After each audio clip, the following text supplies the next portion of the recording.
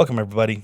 My name is Arjun Roy, producer, recordist, mix engineer, coming at you from not Grand Prairie, Alberta today, my hometown, that is, but on the road from the fair Edmonton, Alberta, where I spent some time going to university, made lots of trips for concerts, playing gigs, that kind of stuff. This is episode number now. The series, I used to call it a limited series, but I don't, at some point I'll get back to that. But to episode of a series of unedited conversations that I'm calling the Hometown Hustle. This deals with my artistic journey through the arts and music scene in the Peace Country and all the people who helped me get where I am today. Today, I'm pleased to have with me one of, I was going to say Grand Prairie, but Alberta, Canada-wide. There's warrants out everywhere, yeah. I'm sure. Warrants, exactly. I'm sure there's warrants everywhere. People I owe money to and enraged ex-wives everywhere. That's right. Man on the Lamb. Oh, multi-instrumentalist, session whiz. Oh, jeez. All-around good guy. Ian Rossiter. Guy sounds like an asshole. It's a good thing I didn't take a sip of my espresso. I was waiting, I know the timing. I can't pay for a new Mac right now, but it would have been funniest. That would have been good TV. That's right, exactly. That would have been the last bit of good TV. We'll see for the next 45 minutes. Oh, G'day, how are you getting on now?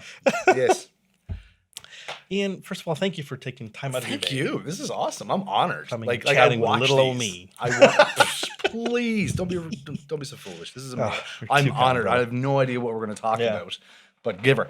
All right. Shoot. This is since you watched these, this is like I knew the perpetrator. He was a neighbor of mine. This is what this feels like, by the way, because we're in a hotel and you see two hairy old men walking into a hotel with camera equipment. Lights. This is going to be the worst pornography ever, And that's why we have the guitar. We'll try to, we'll pull it back a little bit. I just picked this up on the way here. Actually, this is my buddy's. Look at that. I'm a telly nerd, right? Oh, so, incredible. I'll talk about it. This is like Price is Right. You're like my Holly. This is my buddy's 51 Nocaster that I literally just picked up on the way here that I may be buying, I might not. So we're gonna, and it's like a worry stone for me, but the neck is incredible. It was too nice not to take. So we're gonna probably talk about guitars because I don't even know what else we're gonna talk about. But we'll find out. We'll find out. You're like the Barbara Walters of Grand Prairie. I am. That's it was like it's like death metal. Barbara Walters. Absolutely. That's Barbara me. Wawa. Barbara Wawa. Right. So we're off to a good start now. We are, man. Yes. No, we are. We really are. We have fun here. Absolutely. That's what it is. 100%. I was trying to remember when we first met. Okay. So like everything else, I think that and just going through the thread of your podcast, and I do watch all of them. Oh, you're too kind. I got nothing else. But they're excellent, but I really got nothing else to do. I'm kidding. But, Ian saves lives. That's what this guy does. Come on. Well, I wouldn't go that far. But actually, you know what? The funny thing is, no one makes the correlation between, because I'm a paramedic, between EMS and gigging. Oh, okay. It's the same job. Tell me. Late nights, shitty pay, drunks, a white van you don't own, and everyone begging you for drugs. It is. Yes. It is the same job. When you put it that way. It's the same job, except less stripy pants. Oh, less stripy pants. That's right. We were just talking about leopard skin pants, right? Absolutely. All that kind of stuff. And thank God, and that if I ever do anything interesting enough to have a book written, it'll be probably titled "Thank Fuck That Didn't Happen the Way I Wanted it to." Because things you think are a really good idea at the time, and you look back. Always. So this came because we were talking about. Well, can we talk about? Of course. Okay. Well, no, I don't want to. That's your thing.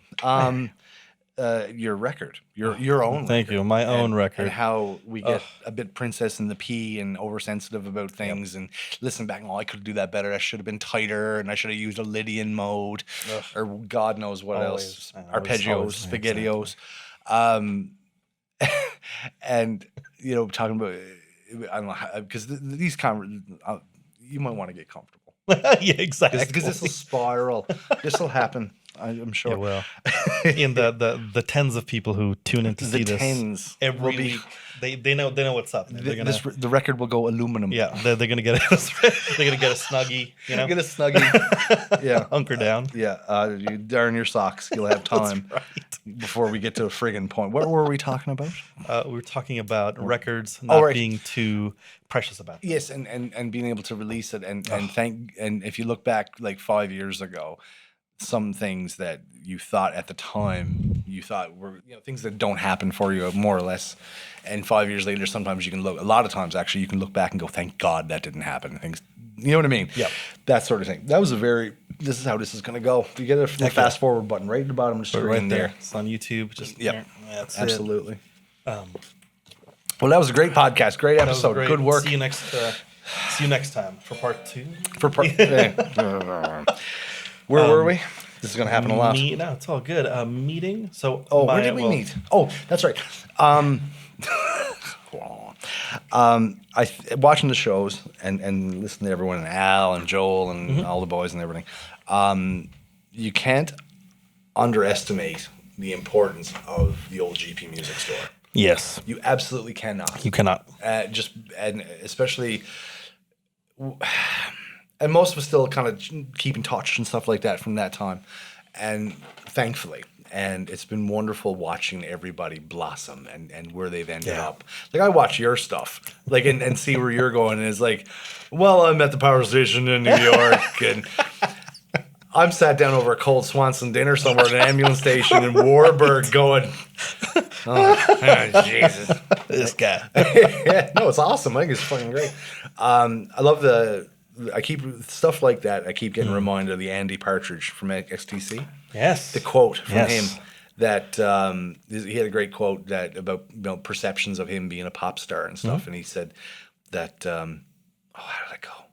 If fans could see me in bed farting with a six-pack, they'd see how unstarish it all is. Absolutely. It's a great quote. It is. That's amazing. I love it. Amazing. I love it. He's awesome. But like how important, but watching everybody and look at Kaylee now. We were just talking about Kaylee. Like Kaylee Cardinal. Oh my God. National treasure. She absolutely is. And there isn't enough accolade for that woman. And there's not enough. Like, and I messaged her like on some thread on her Facebook or Twitter or whatever it was. And just because watching her, especially since she's moved here and with her records that she's been putting out, the tours she's been doing, the CKUA thing, it's like this is everything I ever wished for you when the first time I saw it. Like, and Heck yeah. I remember with just after I moved to GP and Murph, the drummer. Oh, Chris Murphy. Yeah, Chris Murphy. Yeah. He's back in GP now, by the way. Get out.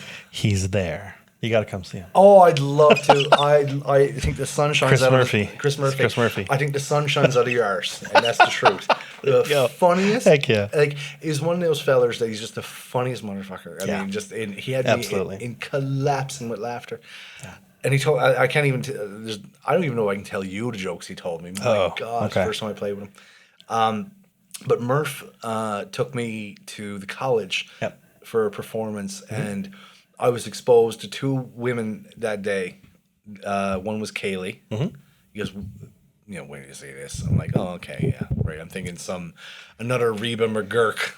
Oh, Jesus, like, but she come out and open her mouth. Yeah. And how do you not fall in love with that? Incredible. And the second was Renee Galemba. Oh my gosh, come on. And Renee, why she isn't a star, I have no idea. Like Renee Galemba. Renee, my gosh. The two of them.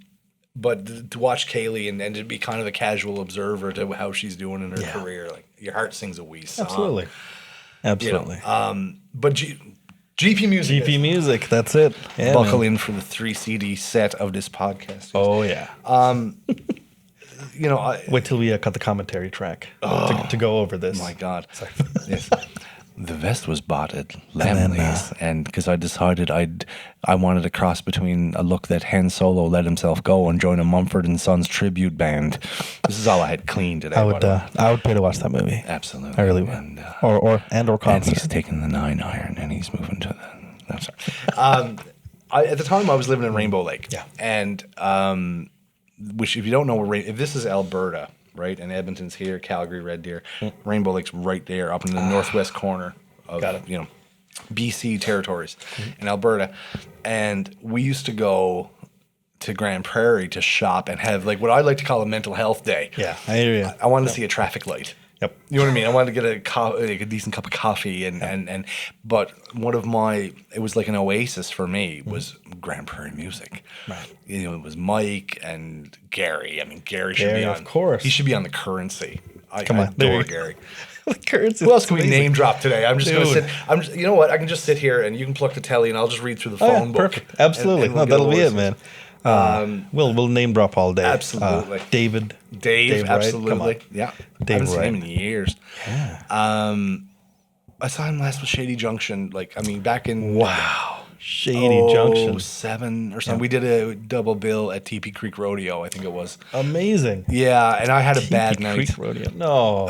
Yes. It was one of them nights. no, it was dude. a horse thief, and I had no business being on stage whatsoever. None whatsoever. I was just having one of those nights. Yeah. That Latin term, I think, is shit to bed. That's a French thing. It was yeah. even like bad power, like that brown scrunchy power kind of thing. And I just had no business being on stage at all. Like, it was just fumble fingered and whatnot. But anyway, we come down to Grand Prairie and get like sushi and things like that, and stock up at Costco and go to like a bookstore and have it, leveled out up exactly.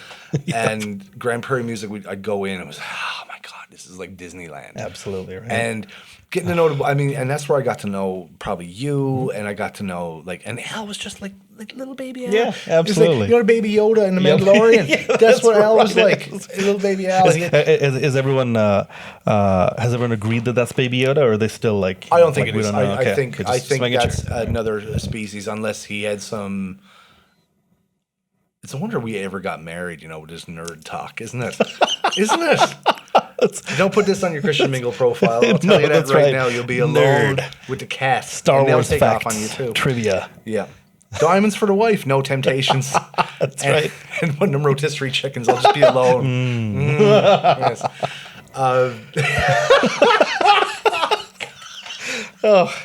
Incredible. Oh, fuck. Anyway, but Al was there, Yeah. and I mean, even Joel came through there.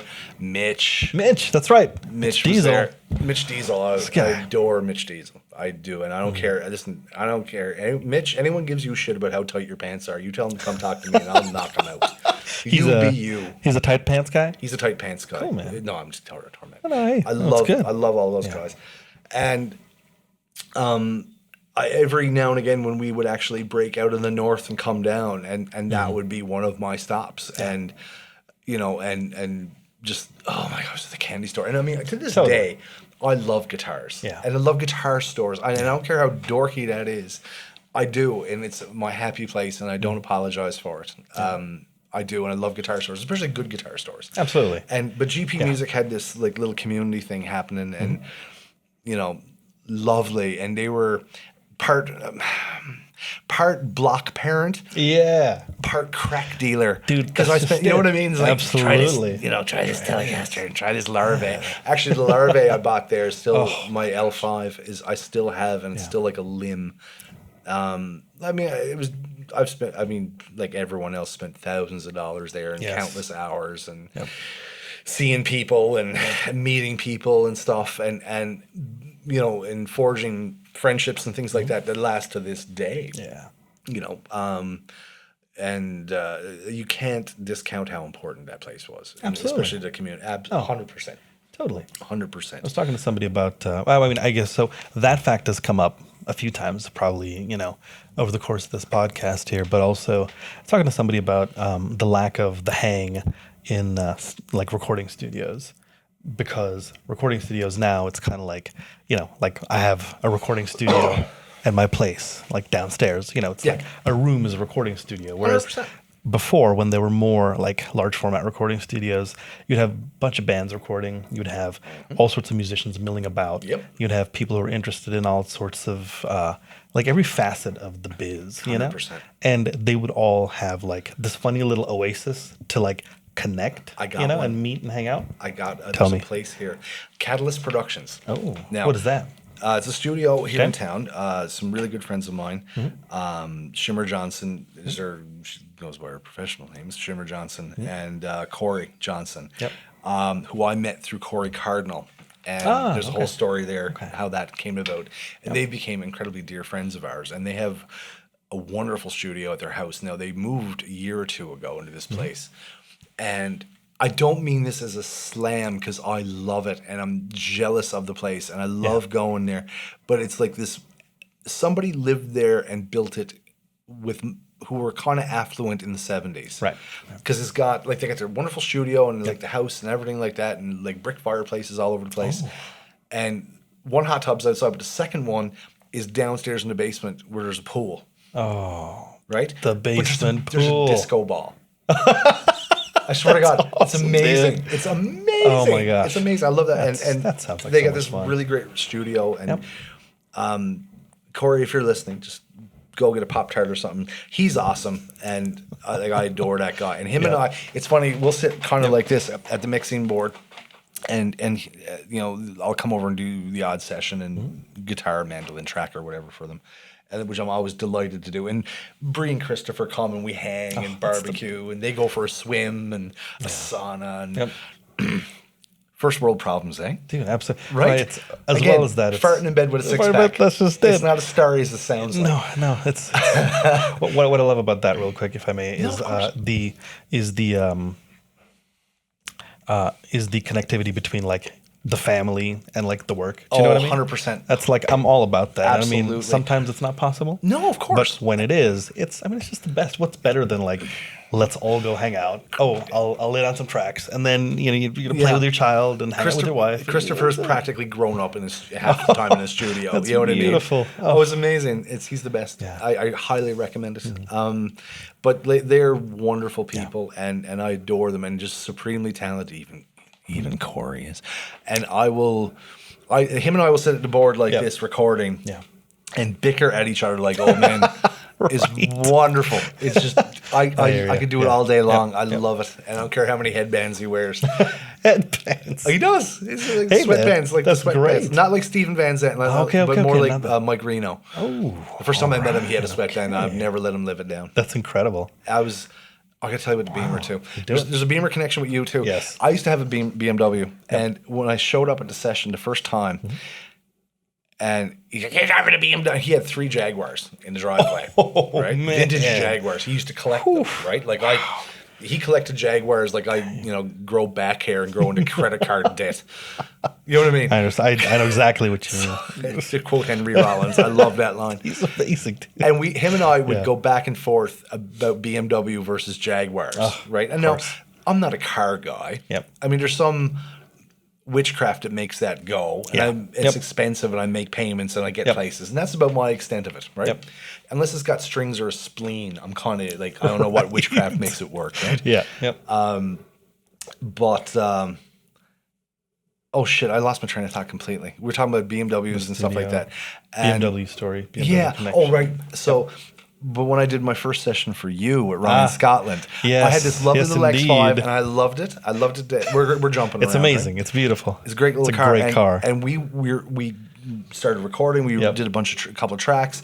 We decided to go for lunch. Yep. And I was like, I'll drive. Kind of hop in the car. So we get in. And I was like, yeah, I really love this thing. And it sticks to the road. It's just like a driving experience. And you looked at me and all you said was, yeah, my mom's got one. Which,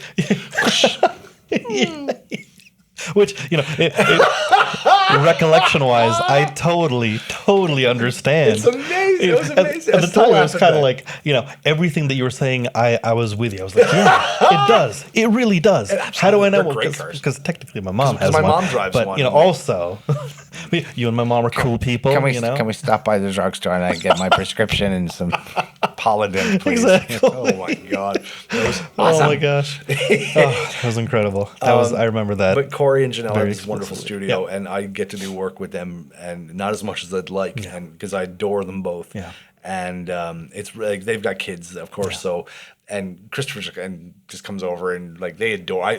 He's gone. Yep. He's gone. They got him, and we just lay down tracks and bicker and shit. Beautiful. And I try to put too much banjo on everything. And Nothing wrong with that. Instrumental seduction. Women leap off the laps of lead singers and saxophone players all over the world going, my God, a banjo player, I must have his seat. Absolutely. That's not true. None of that's true. That's lies. Lies. It's like the SNL skit, like I got a fever, Like here's more God. banjo. Yeah, more banjo. I wish it was banjo, because if I have a nut, you just want to punch those people. Like my cowbell. It's become the free bird of the new course. millennium. It has. Oh, it just has. breaks my heart. It absolutely does. It's funny how certain things just stick, you know? I mean, it's impossible to predict. Like sometimes you have an idea that something's going to be really good, something's going to be big or whatever. Sure. But you can never predict when something's going to be huge like that, whether it's a song or a catchphrase. skit, catchphrase, yeah. Who like right at this point in time in life, a meme of a woman screaming at a cat So has good. taken over our culture. So And you wonder why we're in the mess we're in. Right. Sure. It's screaming, right. angry reality TV Oh my gosh. and a cat. And a cat. This is It's incredible. The things were better when like Lenny Bro was on CBC in the afternoons. You know what I mean? What a guy. Absolutely. Oh man.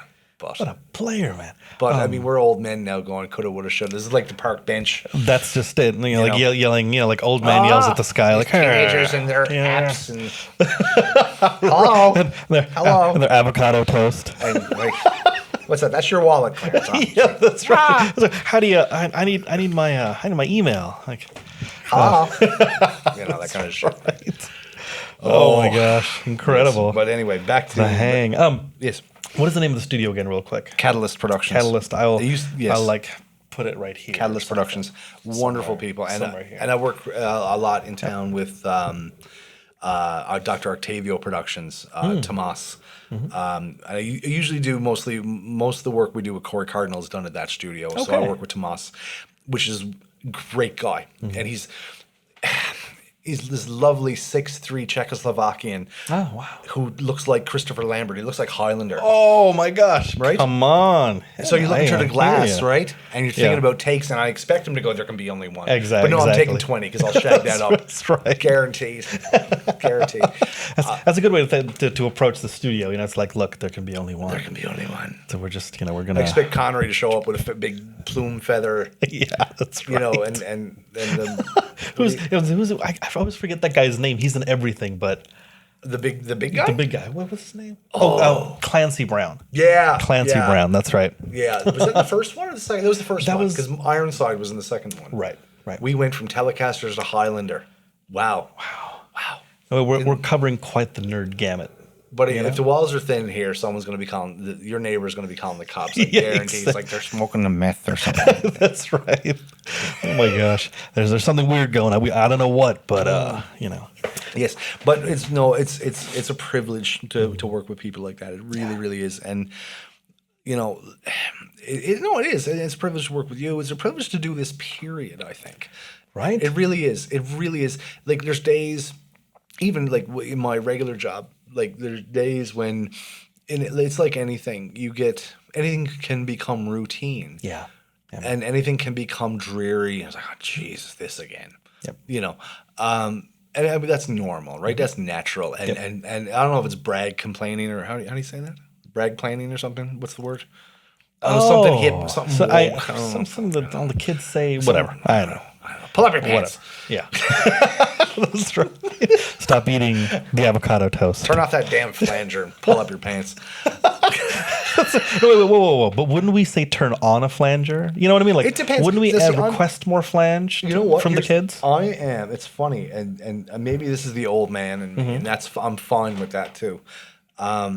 But the older I get, the less shit I want in between this and the string and the amp, and like my board now. Jeez, we're jumping around here. Is that good. big with 2 pedals on it? Oh, beautiful. What and a pedals? tuner. I've been using it's True Tone now. I've been using Visual Sound stuff since when did I get married the first time?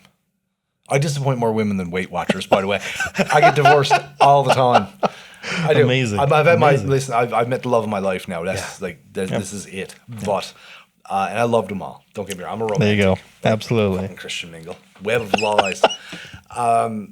But the first time I got married, we got married in Vegas, and it was an Elvis wedding on Halloween. Come on. You had an Elvis wedding in Vegas. On Halloween. Oh, fuck yeah. This is incredible. No, it was great. This is amazing. It was amazing. Lay it on. He was in, and it was magic because he was this lovely Jewish boy from Jersey. Oh, because he was mid-career Elvis with the gold lame jacket and sideburns. Dude. And the shirt opened up to here. Yes. But he had this enormous Star of David gold medallion. Cool. Right? Okay. And he was Okay. great guy. Yeah. Great guy. So and we went to the Tropicana Hotel because it was just That's what you do. Yeah, because every other chapel there looked like a funeral home. Right. And this one was like in a hut. Because who doesn't want to get married in a hut? Right? By Elvis. And I get it. The whole It was thing. magic. He come in with his little karaoke machine. And we told her, we didn't elope. We just told everyone that, we're going to be in Las Vegas on this date at this hotel at this time getting married. Come if you want. Yep. And this is the year Ocean's 11 came out. Oh, cool. So Vegas was kind of still underground. It was Sky Bar, Britney Spears, and that kind of Maxim magazine shit. Yep. Oh my God. I just went back away, didn't I? Absolutely.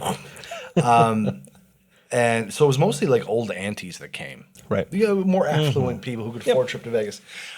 And I know people are sick of me telling the story, but anyway, you haven't heard it. So we're all in the hut, and Elvis, he's, he starting out, and he was in character the whole time. And the vows where Ian the Promised Land over our cherish was woman all the days of your life, never step on her blue suede shoes, step put her in a heartbreak hotel, treat her like a hound dog, say And I said and blah blah blah blah. And he goes, now by the power invested in me and I pronounce your husband and wife, you can kiss the bride. Remember, you can't buy Priscilla, but you can Lisa Marie.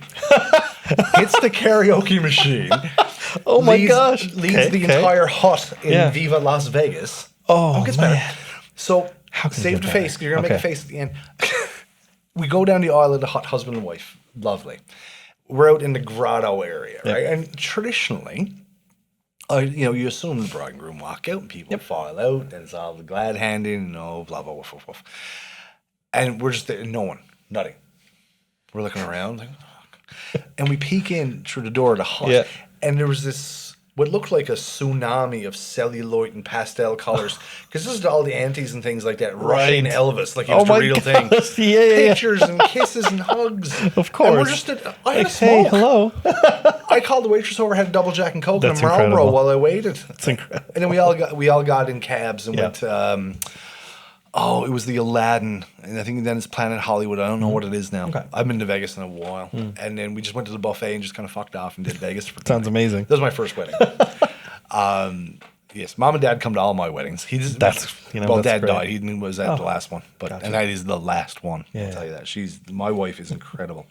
She's like my oxygen, and like that line about people separating your groceries. Yeah, I got that. That's literally happened before. She's amazing, and she's given me like this incredible son. And the fatherhood is the best, isn't it? It is. It's an incredible thing, man. It is absolutely the best thing in the world, and I highly recommend it. I do too. Recommend it. Absolutely, it's incredible. I can't wait to see. Oh heck yeah! You're doing great though. Thank you. You were just showing me pictures of the two of you. Yes. And you're just telling me about your trip to New York, for God's sakes. Come on. I took my kid to the mall this morning, Kingsway Mall, and like you're taking your kid to the power station and to see the Lion King on Broadway. That's amazing. No, you're doing great. Thank you, man. You're doing great. It's I mean, all I can say is I'm thankful that everything works out the way it does. Do you know what I mean? Well, that's what we're saying. Exactly. Thank fuck it didn't work out the way I wanted it to. Right. Exactly.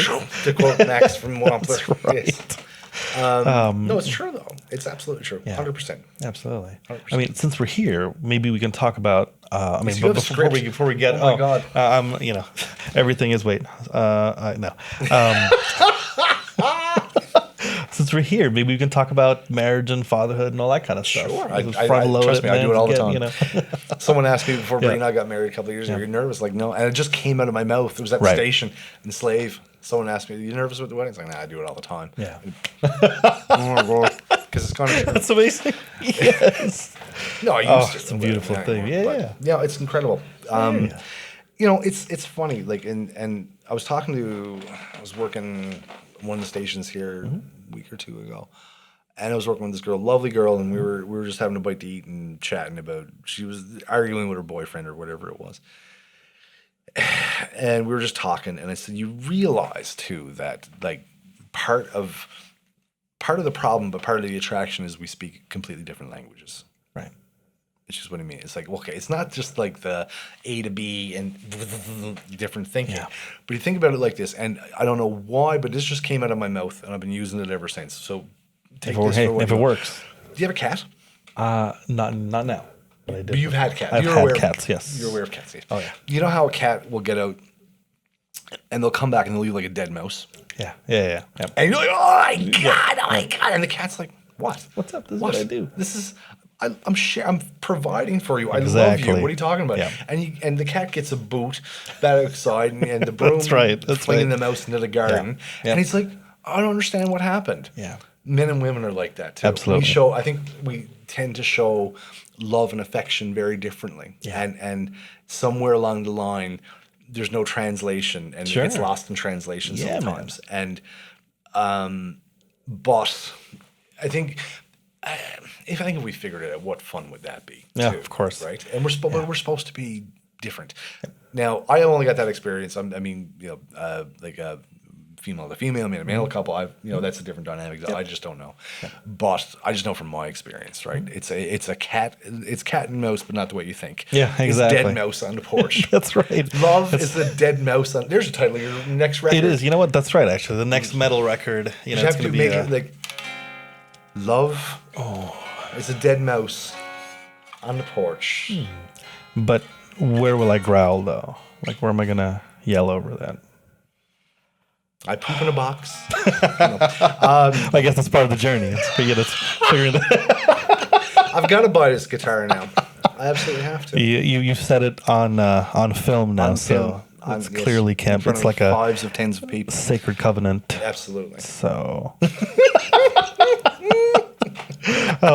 man, you're absolutely right But about yes, that. Grand Prix Yeah. music was wonderful and it was essential. We met in the 2000s. We're in the 2000s. I've never played a note of music together though. We have it. That's true. And it's funny. That's true. It's funny. I've got a lot of friends like that. I've got incredibly talented friends. I really do, and I'm very fortunate that way. And a lot of whom, like yourself, are killers. Actually, it was funny. One of them messaged me out of the blue. He's on the road. He's in Edmonton for the week. Cool. Kev Corbett. And this is why I haven't called you back yet, by the way, because I'm doing this. This guy. And Kev's a session player out of Halifax. And he's killer. Killer. Like he's just like we have a term back home for someone like that, and that's bastard. You know what I mean? Exactly. That's right. Oh, you bastard. Squilly, or just you play something so fucking tasteful. Like, oh, you bastard. He's a bastard. You're a bastard, too. And in the nicest kind of way. And if I may, you too are a bastard. Oddly enough, not the first time I've been called that, but not in this context. That's right. Yes, I'm pretty sure there's most people who've heard my name thinking my name has the word that fucking in front of it. You know. That's incredible. Oh my gosh. But no, and again, Kevin and I have barely ever played a note together. Right. But it's just, I think it's a commonality and a common language and just a very similar type of people. Like, we'll talk about stuff, right? We won't sit and play. Yeah. Oddly enough. Right. But, I mean, it's weird. I like it, though. It's good. It's funny how that works out. Like, I think myself, and we were talking about Al Peterson earlier, again, like, I don't think I've jammed with Al. No, like, I haven't either. We're great pals, great musical pals. Yep. We talk about music a lot. We do a lot of musical stuff together. But it's just, we haven't played a note together. It's so fun. I don't think I've ever played a note of music with Al either. Yeah. I mean, there's tons of people. Like the list of people I haven't played with is enormous, right? It's enormous, but that's okay too because it's like I mean, these are friendships and stuff. And again, that came out of that store and they've in that area and stuff, and like they've lasted and lasted and lasted and lasted. It was just that I think it had just a commonality and a familiarity too. Yeah. Right? Absolutely. Because I mean, I remember Al like when he was just a kid, with long hair. Exactly. And, I mean, all the boys, and now look at him, right? Yeah, and absolutely. I do. I'm just so proud of Al. And Your Heart Sings a Wee Song and that's the truth. And I wish he'd get someone. I wish Al would get a decent vehicle. I know, right? We were just texting about reliable. that. I think he needs something. I think he could. Al could conquer the world if mechanical problems didn't get in his way quite so much. Dude, that's just it. And just saying, it's funny because we live in a part of the world that's like especially hard on like cars. And don't get a BMW because his mom has one. He'll make fun of it. You'll feel like shit. Just a tip. It's a pro tip. Pro tip. That's right. Hashtag. We're going to talk about anything real or what? What's on that agenda? This is real. Come I know. on. I'm kidding. I'm just kidding. I know.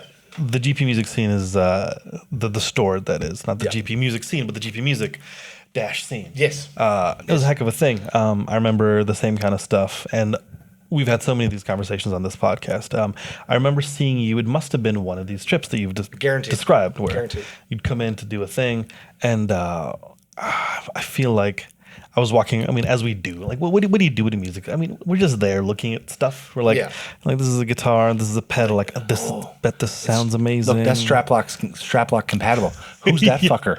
Yeah, well, exactly. You know what I mean? And that's what it was. You were playing.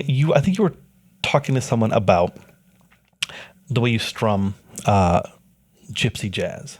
Oh, right? Yeah. And I heard you play, and I'm like the Manouche broken wrist. The Manouche, exactly. Yeah. I heard you play some stuff. No way. I mean, you sounded incredible. So that that was ear the day. perked. That was the day. Oh, right. And I look over, I'm like, who's doing that? And then you were chatting with someone, and I was like, man, what a. I remember that now. I remember that. Really? Now. Actually, I remember that day meeting you now. No, see. I didn't realize that was the day we met, though, because it's been just so long ago. Well, and that's just it, right? It's like, I just remember that being like, who is this guy? This guy is exactly, like, this guy's a monster, And then later you switched guitars and you're playing a bunch of jazz stuff, playing through the changes. Like, I'm like, how do you? This guy's a wizard, clearly. Like, how do you do that thing? Number one. There's been. Let me dispel something right now. There's things that have been. The odd time you'll hear about my guitar playing, and that's completely horse shit. And I'll tell you why. Sure. Because number one, guitar is incredibly hard for me. What I hear in my head compared to what I can actually play, are completely different. Understood. Things. And people ask, well, where'd you learn it? Where'd you do this? Blah blah blah. I tell you, and this is the truth. People think I'm being smug. But it's true. When you're the fat kid growing up in Carbonera, Newfoundland, the women do not go near you with a guitar wheel, and you have lots of time to practice. I mean, lots. And for someone who didn't have a teacher either. Ah, okay. Yeah. And, would learn out. And it was funny because I was online chatting with Michael Melenda who used to be the editor, guitar player for years and years and years. Oh, okay. Right? Yeah. And who got ousted last year. I didn't know that. Oh, yeah. There was a big corporate takeover. He got the boot. That stuff sucks, man. It does. But this is pre-internet. This is like 84, 85. I learned out of guitar magazines. Oh, wow. Okay. I would sit in this horrible, you're going to make a face, this horrible mustard-colored tub chair in the corner of my bedroom. Nice. Right? With a Quest Attack 1. Ooh, nice, dude. Yeah. Or, a Quest Attack 1 electric guitar. And with a humbucker and a single coil, like George Lynch. Heck yeah. And a Strat trim, and it was all black. Yep. And that went away years ago. Trying to decipher stuff and have Guitar Player magazine, and but then you get like Dwayne Andrews actually wrote out the major scale for me. Gotcha. Do re mi fa sol la ti do, right? And I practiced the shit out of it because that's all I knew. That's all I had. Yep. And you would get little bits in this and a little bit of that and a little bit of this and a little bit of that, and you just kind of eventually put it together, and it was horrible. But then you get tabs and stuff, right? Of course. You're trying to, exactly. And I don't know if this might have been before your time. There was always these ads in the guitar magazines for the note for note solo. Oh.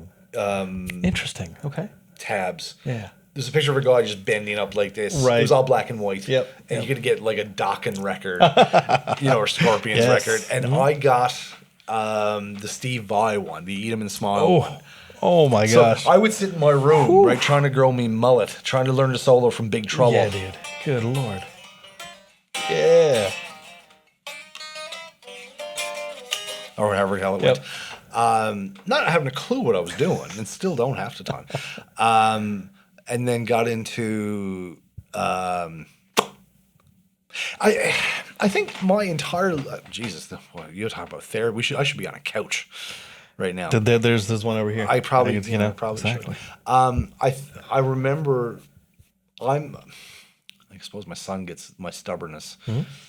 shit. Shit. It's like looking at the, I'm so fucked. Well, at least you know what's coming, right? I'm so fucked. Oh my God. I'm a stubborn old man now, and I was a stubborn young man too, and I would absolutely refuse to do, and partially would refuse to do things that were popular and things everyone else was doing. Even though I wanted understand, to. But the other half of that, the other 50% of that is like couldn't either. So I would have to find another thing to do. Got it. And I can't smoke here because I'm going to need one sooner or later because that was a self-realization. Holy shit. We'll be back with Oprah's book club. But like everyone was playing like I love blues, obviously, but at the time everyone would learn the pentatonic in the 12th position. And listen, I wrote a new song. And here's the lick that goes over it. That's right. Exactly. And with Crackle Finish, BC Rich, and Mom's Scarf. Yes. Right. Oh my God. And gosh. Dracar Noir. Classic. Blah blah blah. Dracar Noir, man. I know. With a metal zone and a silver face twin. Yes. That the uncle gave him. The metals.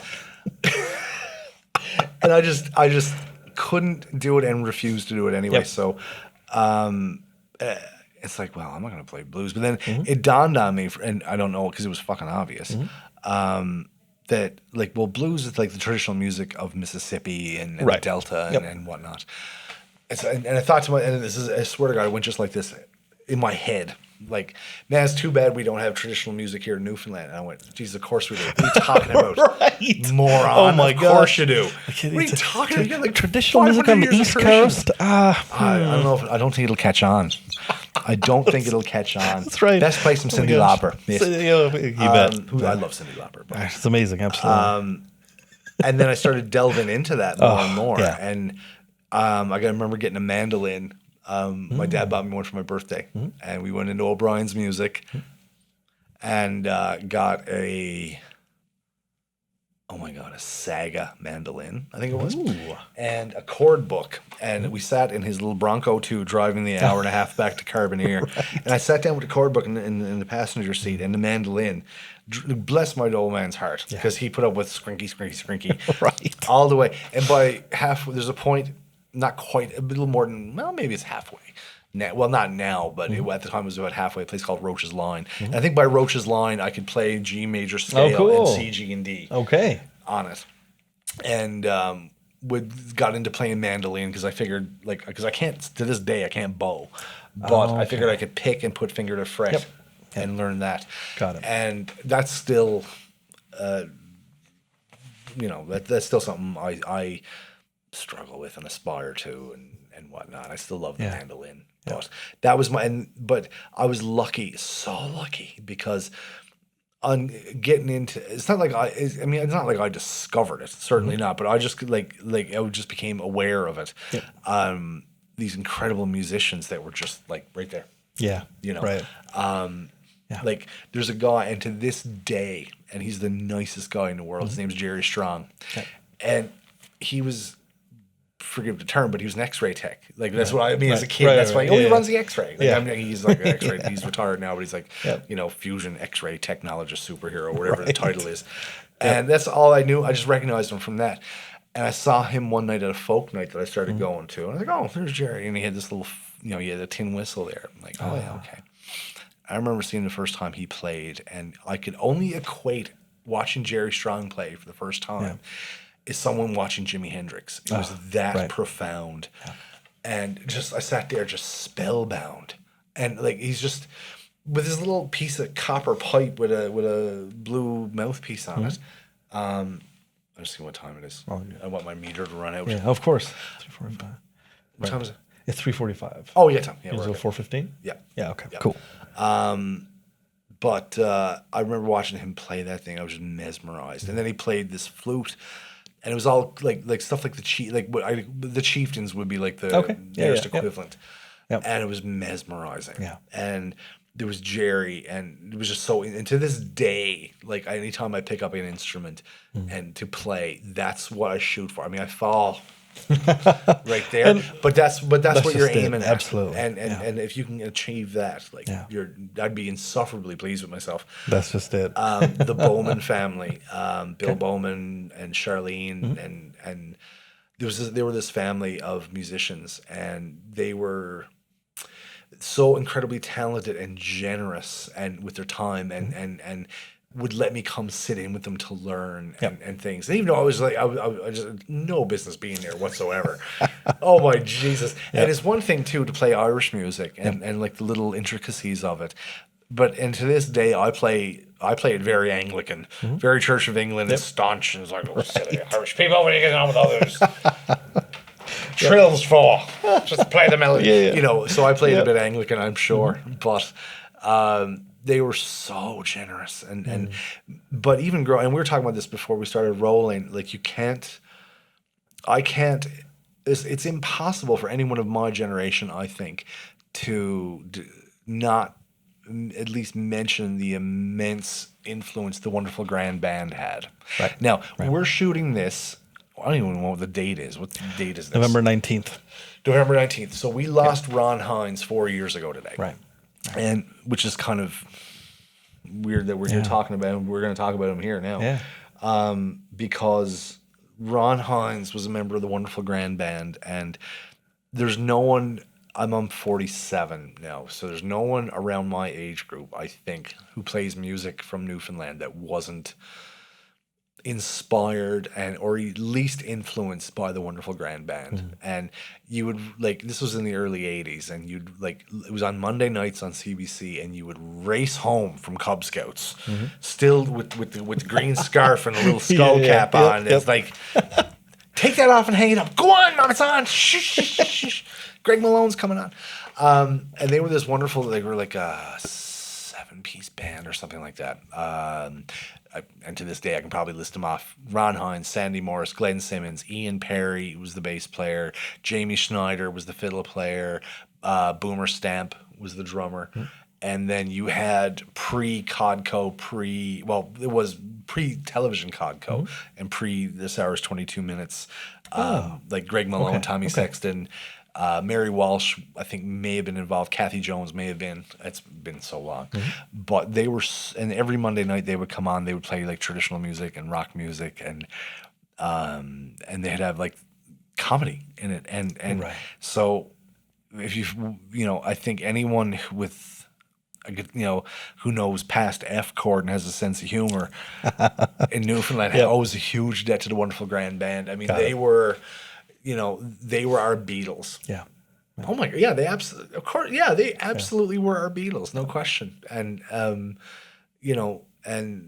we lost Ron 4 years ago, and we literally, and I remember, it's funny because I shared it on Facebook earlier today. 4 years that we did lose our champion. Yeah. We absolutely did, and the most revered statue, like I said before we started rolling, and probably east of Montreal. Yeah. There's two that come to mind. One's the Winston Churchill on Spring Garden Road in Halifax, and the other one is, and probably number one, is Ron Hines at the corner of Water Street and George Street. Got it. And it's a beautiful bronze statue, and you cannot say enough about that guy and the influence he had on us. Yeah. As your Barbara Walters moment. I can tell a dad Thank joke you. That's if you beautiful, like. man. No, this is beautiful. I appreciate this. No, but it's true. I mean, I was fortunate to come from a very...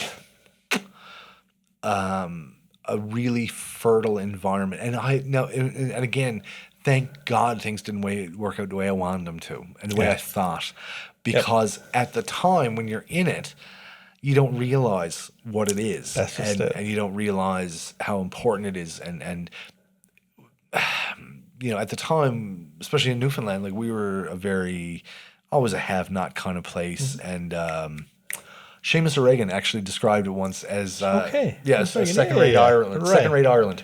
That's how we looked at ourselves. A second-rate. No, it's true. Yeah. It's true. Gotcha. And we didn't. We weren't proud people. Yes, absolutely. But I don't think we had. I don't think we even realized ourselves what we had. I mean, we kind of knew, but kind of didn't at the same time. But over the last 20 years or so, and I think, guys moving away and coming back with money and stuff like that made a huge difference. Okay. In everything. But I think we got a more of a better sense of ourselves and realized, okay. Right, this is like, because I mean, really, to us, I mean, yes, you're going down on a Sunday night, going down to the Ship Inn off Water Street and seeing, amazing musicians, or you're going to Aaron's Pub down on Water Street and seeing the session, which a buddy of mine, Billy Sutton, runs to this day. Bob Hallett from, I guess we're going fingerstyle for the rest of the podcast. I should have had some taped.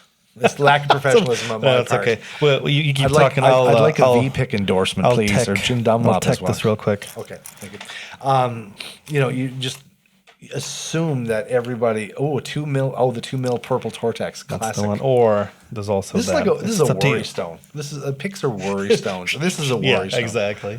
Like that was just normal, right? Yeah, and I mean, you don't when you're a kid, you don't realize that's incredible, and then when you go back. And then you're away from it.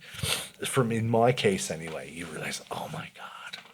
And I got to tell you this. So I took Bree and Christopher home last summer, like not this past summer, the summer before. Yep. For the first time they had never been. And one of the places, and I refer to it, now I'm not a religious person, but I refer to it as a station at a cross. Sure. When you're home. O'Brien's Music is one of them on Water Street. Chess's Fish and Chips, and I'm not getting into Chess's Leo's thing with anyone now, but fight me.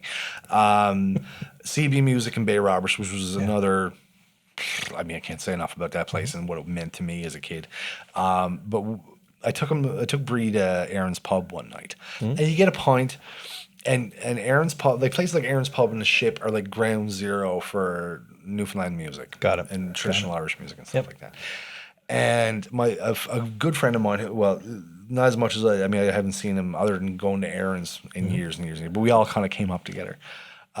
Billy Sutton runs that. And Bob Hallett from Great Big Sea owns Aaron's now. Got it. Him and another guy from Shanneyganock bought it years ago. Shanneyganock, right up. Oh, yeah. Cool. Listen, this is all... Don't be talking. Yeah. No, and don't get me wrong. I'm very much an outside observer to all this stuff, right? I'm just in the right on. I mean, that's but I took Bree down for the session on a Friday night, and you can go down and get a pint of Guinness, and I highly recommend the Guinness. And you'll see a table right by the window, right on the right in front of the street, and it'll probably be 20 guys. Yep. There with fiddles and borons and Julian pipes and banjos and accordions and stuff like that. And they're killer. Like they're it's like I don't know what the equivalent is. Like it would be like walking into a club in Harlem in the day and seeing Charlie Parker and Dizzy Gillespie. Exactly. Miles Davis, and like they're like I hold them in that high regard. Yeah. And it's just the most incredible stuff. And everyone's just there on a tear and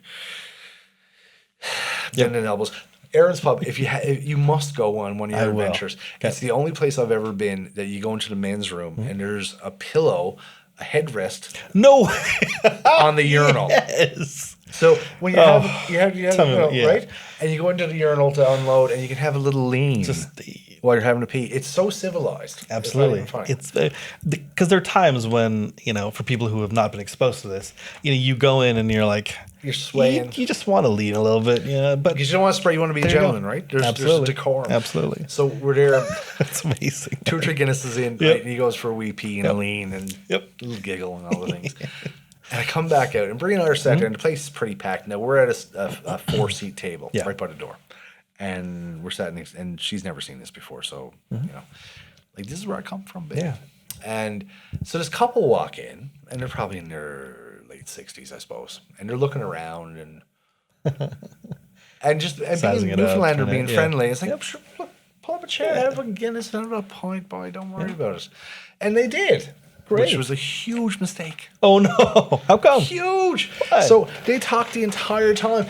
The boys finished this incredible, whatever tune they were playing, reel or whatever, and they stop and having a sip and a pee and whatever, and a little go outside for a little toke out by the courthouse and the subway, and. But this one feller, and oh my God, his name is escaping me right now. I think he was the bouzouki player that night. Oh wow! I think the Irish bouzouki. Yeah. Oh, maybe it wasn't though. I can't remember because I was a little out of sorts. Having a good time. Yeah. He started singing this air, this Irish air, and the place went dead silent, right? And it's gorgeous, and it's like an Irish Pavarotti almost. It was just like the hair on your back, the back of your neck would stand up, and it was just the whole place just went quiet as a tomb, just listening to him, and like the tonality of his voice and everything, and it was just like it reached in. Yeah. And I'm watching him, and all I hear is, "It's 43 degrees." He's on the phone, right? I don't know what that is in Celsius. And she's looking at him. No, she's got what I call a U-tone. Talks like this. Yeah. Right? I want some red beer. No, you say a red beer. There's a draft beer. And he's singing away. You're completely oblivious to it. And we're kind of looking at him like, shut the fuck up. Like, but not picking up on it. Yeah. I was from Ontario. Oh, shut God. the fuck up. Go Right? for it. And then they pipe down. He fucks off to the bar to get a red beer. And he starts like into another verse or chorus or something like that. And it's dead silent. And she looks across the table at me with the U-tongue and the lisp thing. Because you know what the boron, not everyone knows the Irish skin drum. Boom. Yep. And he's singing, and it's just, okay, shut the fuck up. All right. And she leans over to him. I played the boron. My sister plays the boron too. She knows how to play the boron. I'm like, shut the fuck up. Oh my God. I'll assassinate you. That and I is love incredible. people. Yeah, of course. I get paid to save people for a living, right? I But I'll understand. assassinate. That's right. But then If they you paid your eventually dues, so you can- eventually fucked off. Gotcha. And that's thankfully- incredible. Holy but cow. you must go to Aaron's pub. Absolutely. You must go to Aaron's. But I grew up, and guys I grew up with, and we all grew up playing together and kind of like got introduced to Irish music together, and with the Folk Arts Council in Carbonear, putting off the folk festival every year. Okay. Got it. And stuff. And I mean, at the time, it was just normal. I didn't think it was anything special. Yep. The fuck do I know, right? and it's funny talking about Murph though, because I find, now maybe you find this too, people who come from different places, there's a different rhythm. Yep. And to where you come from. Yeah, totally. And there's an inherent rhythm. Yeah. And people think I'm out of my mind when I say this, but it's true. Like Murph, the first time I played with Murph, he told me like 5 dirty jokes and we kicked into something. And it was this wonderful, there's a groove there that you're safe as in your mother's arms. And it's just like this, it's hard to explain without sounding too hippy dippy about it. But like it's not like you can't keep time with someone from somewhere else, but there's a familiar timekeeper, and you know there's going to be a slight thing to the beat or whatever, and it's a commonality. Yeah. And Murph was like that too. Amazing. You know, but I find that with musicians from Newfoundland, and like we all kind of have that. There's a similar.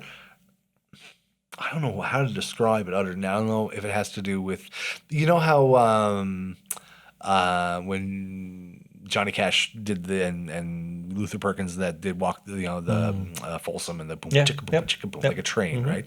Because in Arkansas or whatever, like I would assume back in the 30s, it's pretty desolate. Yeah. But you'd hear that train, the locomotive coming, and that rhythm gets. So whether with us it's the ocean or Bacardi bottles opening, I don't know. Right. But there's this intrinsic rhythm that comes from different places, and there's a familiarity too, which is always kind of cool to play with. And we all feel music in our own way. You know, I was going to say slightly different, but it's in our own way. And you're right. Like, I mean, given where either I don't want to say receive like your education like formally, but I mean like where you cut your teeth, like where you actively listen to music and do your thing. Yeah, I mean, exactly. It's like what are you surrounded by? Like, where's all that stuff coming from? I mean, yeah, man, the rhythm is different.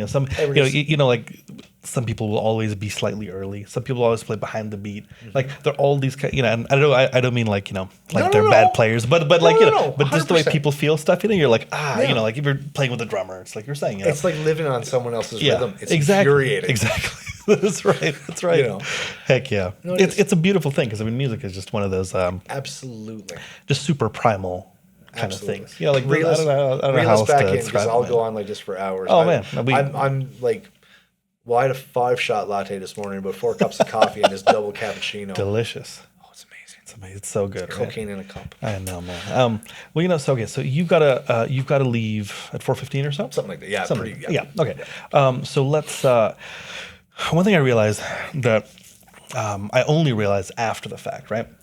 Talking to people I know from elsewhere, you know, there's a lot of stuff that we talk about that we get, but other folks might not get. One thing that I find interesting is like I moved to Canada in 1997, like I just turned 14, that kind of thing. That's when I moved out. And oh no way, Oh no, wait. yeah, Yeah, no, 97. 97. Well, there you go.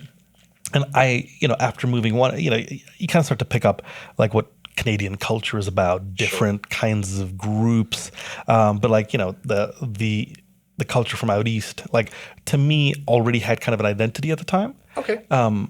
But maybe we could go into it a little bit Sure. for our international viewers. Ian, where were you born? Where did you grow up? I was born in St. Clair's Mercy Hospital in St. John's, Newfoundland, March 14th, 1972. Oh, beautiful. I don't remember a lot 72. about 72. I don't know a lot about I don't remember that day very much. It's a little hazy. I was told there was weeping. Right. And my father, I think, was delighted because I wasn't born on St. Patty's Day, and he could go Right. and go on a tear, you know. Celebrate the whole thing. Yes, Oh my and gosh. celebrate. And he was gone for weeks, I'm sure. Yeah. And grew up in Carbonear, Newfoundland. Gotcha. I moved away after high school and Oh, okay. lived in Hamilton for a while, lived in Halifax for a few years, and then was playing and doing some TV and audio and stuff in Halifax. And it was the mid to late 90s, and there was no work, there was no money. Gotcha. And my dad had moved out to Rainbow Lake, Alberta, of all places. And one Christmas Okay. day I was talking to him. Yep. I said, "How is it?" He goes, "You got to come because you can come out here with no experience and you're going to make a face, but you can make $15 an hour," which at that time, 20 whatever years ago, Yeah. that was all right. That was good money. We don't know what the fuck you're doing. Dude, yeah, absolutely. So my wife, the one who I married in Vegas, we were together then, and it was just destitute. It was terrible. There was no work and, Got nothing, and no future. Yep. So we sold off what we had, and we flew out here, and I cut my hair in Edmonton. My hair Oh, was this no color way. of yours, Yeah. but longer. Amazing. And same kind of the wavy thing. Yeah. the swish. I miss my hair. The Mabel, yeah. You know, I do, but it's come back on my back. No, I'm kidding. It just moves age, as you it grow. just- You know, it it just just moves migrates. around. It's Yeah, like the Ken the exactly. Goose. That's right. David Attenborough moment here. Fucking stupid as that. And then amazing. went to moved to Rainbow Lake and started in the patch with, again, absolutely no clue what I was doing. Not Gotcha. a clue. Gotcha. Absolutely no idea, and had no business being there, but I did.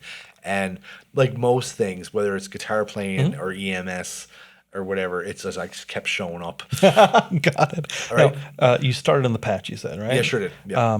When did you switch over to EMS work? Actually was I got my license 20 years ago last month, Oh, okay. and I did my. Congrats. Thank you. I'm not qualified to do anything else, but I don't have to wear a tie, which is There lovely. you go. Unless That's it, man. unless like something really fucks up. Right. You have to go to what my grandfather used to call his C&C's, church and court. You know. Got it. I don't have to wear a Yeah, tie, Yep. and everyone gets shit on at work. Sometimes with me, it's just literally. Yeah. You know, that's a great job. It doesn't even feel Yeah. like a job. Gotcha. Really. It's I still love it. I still do. I mean, as much as we bitch about it and stuff like that, like anything, you know, I still love it. And I got into that. I did my in '99, and I did my you ride third after you get your license for a while, and then you kind of you're unleashed with a partner, as it were. Right. And I did my first solo call Millennium New Year's Eve. Oh, wow. And just knew Heck then, of a time. Yeah. Yep. And then I've been doing it ever since, pretty much. What drew you to it? You're gonna make a face. When I was a kid, latchkey kid, Yep. you know, but I grew up watching the show Emergency. Oh, okay. Right. I got you, man. Yeah, So yeah. I keep telling this, and people Yep. don't believe me, and I'm not pulling out a book to prove it, and I fuck them. You know, when your kindergarten yearbook, Yeah. and they have your picture and your name, your date of birth, and your favorite saying, and your Yeah, ambition. absolutely. And mine was in 1977, and it said paramedic. That's incredible, man. Yeah. Wow. And, you know, All like, right. I want to be a fire truck. Of course. You know, Exactly. I want to be Yeah. a farmer, and that guy's like growing weed now or whatever. Yeah, that's right. But he's professional now. Yep. He can have business This is a cards pro. now. This is exactly. It's legit now. Everything in moderation, folks. But it was just one of those things, and of course that went by the wayside, and life happens and stuff. Yep. And you get there, and I got to Rainbow, and not long after I got there, the church burnt down. Oh my god. And there wasn't enough volunteer firefighters. Oh, and I said, fuck, you know, I always wanted to try that. Yeah. How bad? Like, and the great thing about you know, up there too, let's like, I mean, it was so remote and everything that you could try something and fuck up. I mean, there's always repercussion, right? Yep. But it wouldn't ruin your life, right. and Of course. whatever. Yeah. I'm sure that sounds worse than it actually is, but you get the idea. And it's like, I can try this, and if I suck at it, okay, fair enough. But if I don't, maybe it'd be cool. Absolutely. And I fell in love with it. That's awesome. Absolutely fell in love with it. Yeah. The only thing, and the worst thing about firefighting, people like, for me anyway, it wasn't things like the PTSD stuff that people talk about. It wasn't the bad calls. It was soot boogers. Nothing worse. I see. Soot boogers are absolutely the worst. I don't recommend it. Gotcha. And coiling up heavy, wet, frozen hose at 3 o'clock in the morning, 50 below, is not appealing to me either. Oh my gosh. But I loved it. And then the ambulance service was a volunteer EMR service, and they didn't have any people. Well, they had people, but they needed more. And they put off a free course. And it's like, fuck, I can try that too, because I've always wanted to try that. Yeah. I'm all about yeah, making dude. like little Ian happy. Yep. Right. You know, I mean, you know that the thing, if you can go, you would the expression. I just heard it yesterday on Joe Rogan. Ari Shafir said it, or maybe Joe said it, that 10 years ago, you would kill for the life you have now. I see. Yeah. Right? Yeah. If I can go back and tell myself at 20, Yep. like, no, I mean, it's not glamour or anything like that, but I mean, I've met this incredible, amazing, beautiful woman, and we have this amazing son, and I have a career that I love, and I get to play guitar and stuff like that, and I don't have to wear a tie, and you know,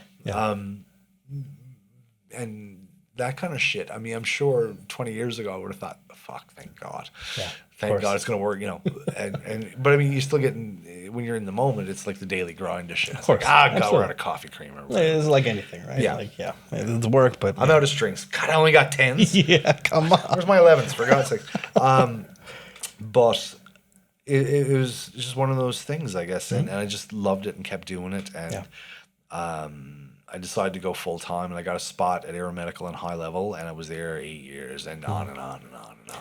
Right. And I ended up with this lovely, you know, career that I absolutely love still, and still passionate about, and you know, but it's a lovely place to be when you think about it, because you'll bitch and go, oh, woe's me about anything, but really, I mean, it's okay being me right now, you know, it really is. I don't mind it, and I mean, there's you know, there's more successful people and whatnot, but I mean, I got a job I really love.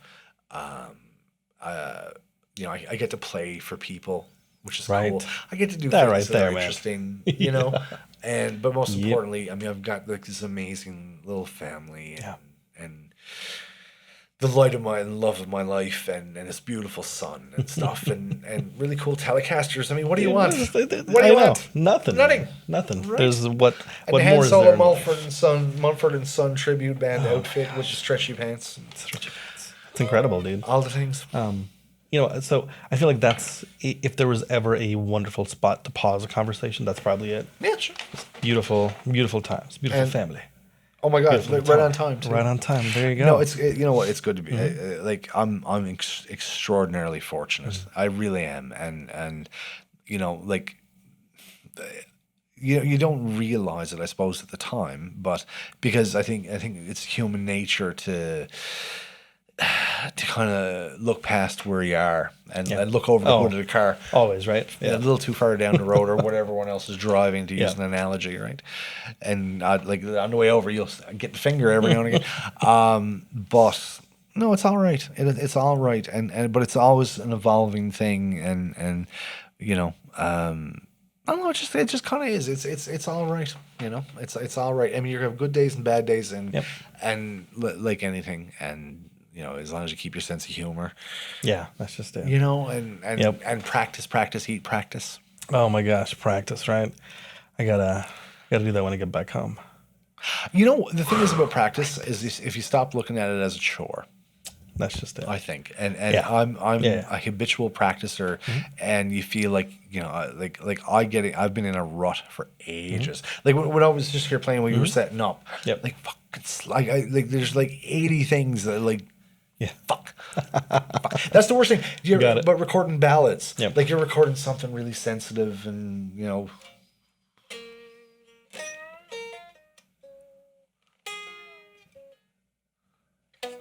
motherfucker, my big fuck. Exactly. Absolutely. And it's the truth. I'm terrible for that. I'm terrible for that. I mean, you start swearing. I mean, like Charlie Parker played like B. It comes out like bebop. Yeah, that's right. But Yeah. I don't know. It's just one of those things, right? And I can't wait to see how things evolve next and whatever. And how old are you now? I am about to turn 37. Oh, you're a pup. Okay, listen. Let me tell you about. Everyone dreads 40. Right. 40's awesome. Yeah. Yeah. 40's Gotcha. awesome. You think it's the cardigan years and the get off my lawn years. It I is. love 'Cause cardigans. Who doesn't like a lovely cardigan, right? I'll probably go home and put one on. Well, and you have a lawn. You don't want people on your lawn. Go to Pull up your pants. Perfect sense. But the thing is, when you turn 40, Yep. you're more accepting of who you are as a person. Right. Not that you're not willing to evolve, but you Sure. want to. Yep. But you're comfortable in your own skin. Absolutely. You hopefully. And it's not. Now, I've got a very old, cripped up coffee and cigarettes paramedic lifting people for 20 years body. Trust me, it's not to rock hard abs and blow dried hair. Yeah. You know what I mean, Yeah. right? Speedo isn't Yep. exactly calling me for photo shoots, right? I understand. I did try the CrossFit thing once. Oh, yeah? How was that? I didn't stay. I walked in, turned out you got to bring your own ashtray. Fuck that. come on. Amateur Forget those hour, right? things. I'm not Yeah. putting them out on the Forget it. floor. That's right. What's wrong with you? Have a protein shake for Yeah. Christ's sake. Put it on the medicine balls. Just come on, Namaste. kettlebells. Yes. Oh my god. Oh, dude. Yeah, but no, 40. my gosh. Listen, trust me, your 40, 40, yeah. your 30s can be catastrophic and chaotic and everything. Yeah. You start to hit 40. Not that doesn't still happen, but it does. But by that time, oh fuck off. You know what I mean? Like you're comfortable with who you Just are. it, exactly. You know what I mean? And Yeah. and sure, you're closer to the end than you're at the beginning, most likely. Mm-hmm. But no, it's all right. It's It all right. is. Don't be afraid of it. Don't be afraid of It it. is, Like yeah. like. A lot of people get tangled up in their 30s too. I know we're ending, but I yeah. got to tell you Oh, this do your before we thing. go. Yeah. Like in your 30s especially, like there tends to be the sense of how to explain, like almost like fuck. I mean, I should have my own. Like look at these people. I should have my own house now. Of 2 course. cars, Oh, yeah. Absolutely. And 2.5 kids. Yeah. And I should Yep. have like money in the bank and all the things. And and people will tend to beat themselves up over it. Yeah. And we're the concept of where you're supposed to be and how things. Absolutely. But I think we always get tripped up in life Yeah. about how things are supposed to be, or the picture we have of Yep. how they're supposed to be. Yep. And that's horse shit. Yeah, a lot of it's that's horse just shit. it, Because that's my alarm going That's your off. alarm. Okay. We'll wrap this up quickly. Like the where we're supposed to be and things like that. When you get to a point where you kind of realize, well, no, it is what it is. And That's just it. If you're happy and you have family who love you and you have something you like doing, and Yep. like really that's the win. Yeah. It's not about. It isn't about.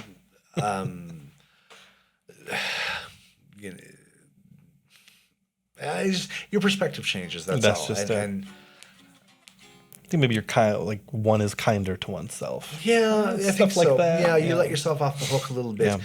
like not in a giving up fucking Yeah, kind yeah, of way of course. necessarily, but more of you kind of get a sense and a realization of no, it's all right. Yeah. It's all right. Exactly. But and as far as practice goes, like the great Tommy Tedesco. Oh, yes. That's amazing. Heck yeah. Listen. Oh, my gosh. You got to have a little bit of Tommy. Man. Heck yeah. Tommy was, maybe he's lost the title now, but he unfortunately he's not with us anymore. Yeah. Was the most recorded guitarist in history. Yes. And Tommy had incredibly talented and had a wonderful way of cutting through bullshit. Yeah. And the early Guitar Player magazines, back to the beginning of this nonsense, which I'm sure will be edited, I hope. No. Tommy had a great a column in Guitar Player magazine. Yeah, man. And I've read his books and all the things, and he was kind of heroic to me. And I got the tattoo.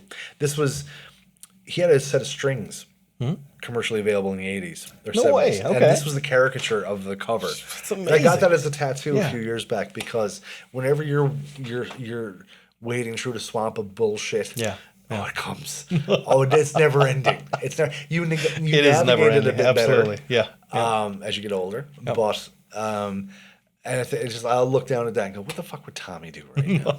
What would Tommy Tedesco do? Man. Tommy would either up his game, which was considerably high anyway, and be as professional as he could, and like a musical body slam, take that motherfucker. Here, there you go. Yep. Or he was also a great proponent of, I think the Latin term is dazzle them with bullshit. Yes. Or whatever, but he would always find a way to rise above it in a way that he'd learn from, and other people could look at and go, yeah, what would Tommy do? So that's what that's there for. That's a beautiful thing, man. I love that. That's what, and there's times when you get weighed down by bullshit. And of course. Think, what would Tommy Tedesco do? That's just it, man. All right. That's just it. I love it. Are we? How much do I owe you now? How much does this cost? Off camera. Look, okay, just off camera. Okay, right. Thank you so much for having me. Oh, please, thank you so much. I appreciate your time. This is great. I can't even remember what we talked about. Well, the thing is, I feel like we've only scratched the surface. There are like 72,000 more things that we could talk about that could also unless bloom out into other things. You know what I mean? Unless there's so much hate comment on this afterward, right? Anytime. Ask me anytime. Awesome. I'd be there at a drop of a hat. Yeah. I mean, now I gotta go I know, exactly. Because my wife's gotta work tonight. Absolutely. But I gotta fight rush hour to North. Oh my gosh, exactly. Let's get you out of here. Boys, thank you again so much, and for if you've stayed through all of this. And if I owe you money, I live now in Saskatoon at 2356 Portage in Maine.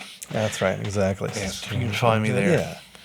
The number will be at the bottom of the screen. Bottom of the screen right here. So that's where you. It's a pleasure as always. Always, buddy. Always. And thank you for having me, and for having me anytime I've ever, not just for your friendship, but anytime you've ever had me do some work for you. And it's just lovely. It's a treat. Right back at you, man. It's always a pleasure working with you.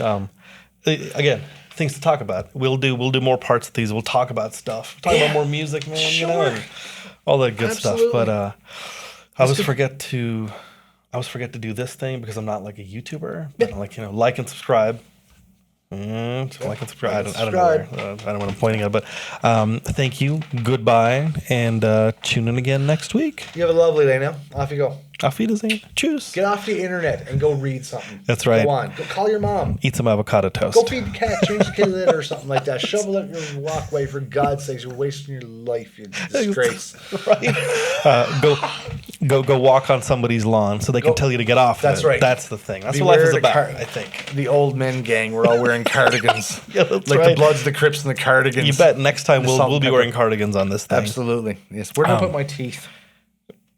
Off camera. We're out.